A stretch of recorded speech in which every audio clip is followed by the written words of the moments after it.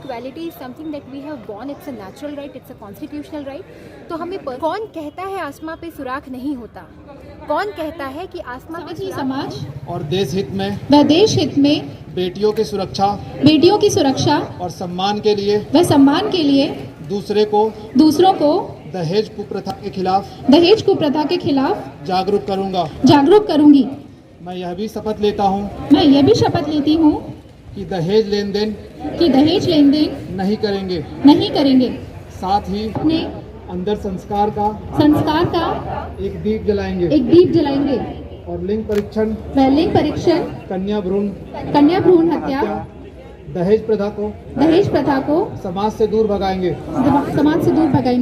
कहा जाता है कि समाज में बदलाव का हिस्सा भी एक छोटे छोटे कड़ी से प्रारंभ होता है। आज अंतर्राष्ट्रीय महिला दिवस में हम समाज के सभी वर्ग के महिलाओं को शुभकामनाएं देते हैं और उम्मीद करते हैं कि उनका जो वाजिब हक है वो आम लोग क्या कहें, हर महिला को मिलना चाहिए। तो आज इस कार्यक्रम के माध्यम से हमने एक छोटा प्रयास किया है जिसमें कि हम सभी पदाधिकारी या स्टाफ को हम लोगों ने शपथ दिलवाया, जिसमें महिला से संबंधित जैसे कुप्रथा बहुत सारे हैं, जैसे हम भ्रूण हत्या बोलते हैं या फिर दहेज प्रथा जो अभी हमारे समाज में अंधविश्वास के कारण कहे या फिर कुरीतियों के कारण कहे, जो कि अभी भी हमारे समाज में प्रचलित है।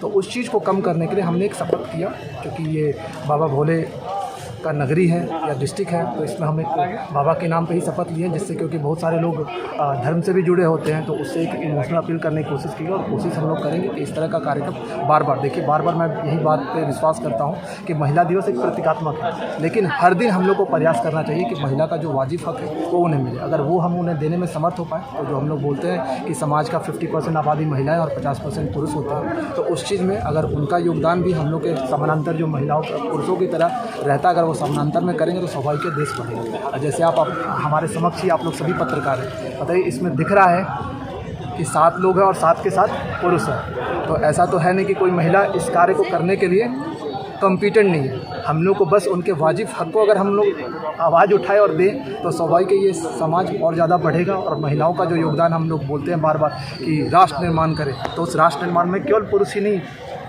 उसका पार्ट होना चाहिए, सभी महिलाएं भी उसका पार्ट होने चाहिए। और आज इस शपथ के द्वारा उसी एक छोटा प्रयास को हम लोगों ने मीडिया के माध्यम से या अपने स्टाफ पदाधिकारी के माध्यम से सभी को एक मैसेज कम्युनिकेट करा। अवेयरनेस फैलाने से तो काफ़ी उत्थान होता है।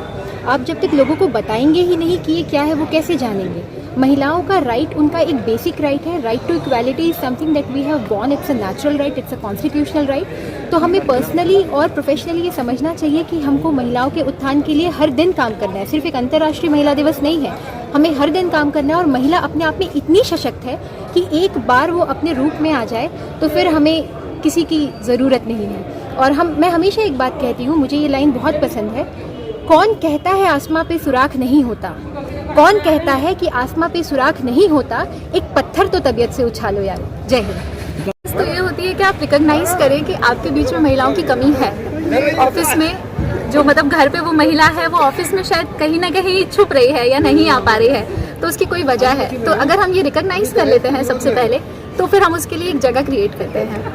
और सिर्फ जगह क्रिएट नहीं करना है, वो अपने आप बना लेगी। हमें सिर्फ ये समझना होगा कि उसकी कैपेबिलिटीज़ क्या है, उसका टैलेंट क्या है, उसको अपॉर्चुनिटीज़ कैसे हम और ज़्यादा मतलब उसको अगर हम सिक्योरिटी और सेफ्टी प्रोवाइड करते हैं तो कैसे हम उसके लिए अपॉर्चुनिटीज़ को और बढ़ा सकते हैं। उसको ज़्यादा नहीं चाहिए, सिर्फ सेफ्टी चाहिए, सिक्योरिटी चाहिए, माहौल चाहिए, बस, और फिर वो अपनी जगह बना लेगी खुद ही। इस तरह के कार्यक्रम से कितना उत्थान हो सकता है? बिल्कुल, क्योंकि आप मतलब रिकॉग्नाइज जब तक नहीं करेंगे ना कि महिला का उतना कंट्रीब्यूशन नहीं है, ऑफिसेज में नहीं है, पॉलिटिक्स में नहीं है, रिकॉग्नाइज करना उसका सबसे पहला स्टेप होता है। और उसके बाद फिर आप दूसरी स्टेप लेते हैं, जैसे कि हम रिजर्वेशन, हमने पॉलिटिक्स में 33% रिजर्वेशन लेकर आए, तो क्योंकि हमने रिकॉग्नाइज किया कि पॉलिटिक्स में उसका कंट्रीब्यूशन बहुत कम है।